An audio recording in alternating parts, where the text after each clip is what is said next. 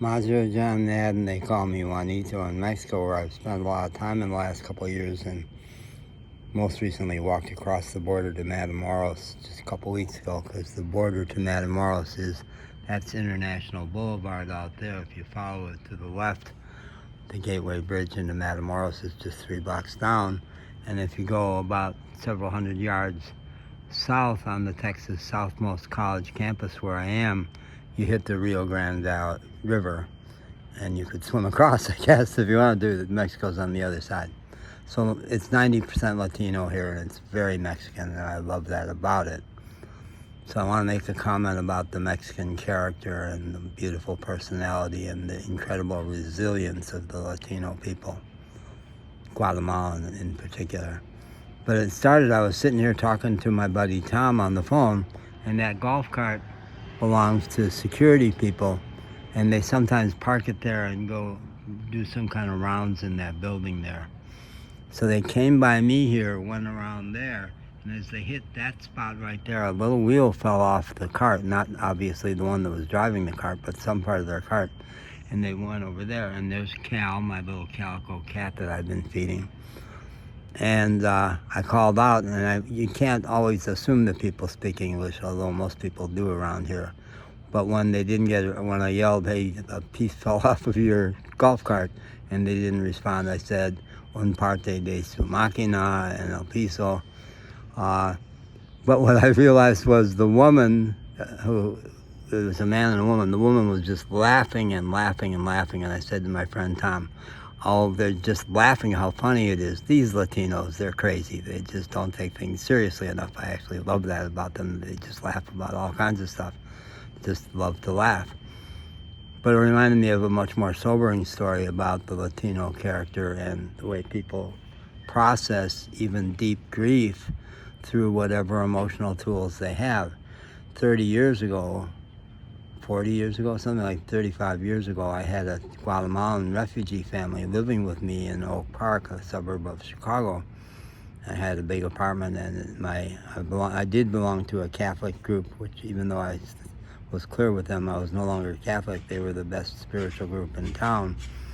And I was in the Peace and Justice Committee, and I was late arriving at a meeting where it was put in front of them that they had a refugee family sanctuary, they were calling it back then, where churches would take in refugees. And so let me not get started on what our current government thinks about the whole concept of sanctuary or poor people or taking in people in need, like as if, no, America never does. Why would we start that now? We've never done that, taking people in need from foreign shithole countries. No, we just don't do that. Oh God, don't get me started. But this family was indigenous from the mountains of Guatemala at a time that our government, surprise, surprise, was propping up a right-wing dictatorship that was systematically exterminating the indigenous people.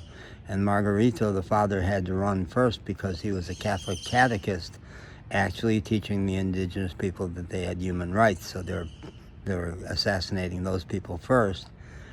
And then later, the whole family had to run because you knew that if the military came marching down the street, they were going to exterminate everybody in the village. And the women and children were at the river washing their clothes, and they ran through the jungle. So they had been through This is not about me crying, okay? I want to tell a story here. But it touched me so much what they had been through and how strong and solid and beautiful they were. And they would tell a story about, before the village all had to run, about a nephew of theirs getting shot by the military in front of their little house. And they would tell the story, and they would laugh, laugh, laugh, laugh, laugh. I'm going, well, Latinos don't like sharing deep emotions in front of strangers. And they're kind of a little phobic about deep emotions, period, but they get through it however they can, and laughing is an emotional strategy they use and use and use. So they would tell this incredibly horrifying story and laugh. That doesn't make them odd, it makes them enduring, and it gets them through stuff, and it means they are dealing with it in some way. They're not just stuffing it. Yeah. I wrote a poem a long time ago that was titled Quiero Ir Latino. I want to be Latino, and little by little, from 2 years in Mexico and living in a place that's 90% Latino, I'm learning.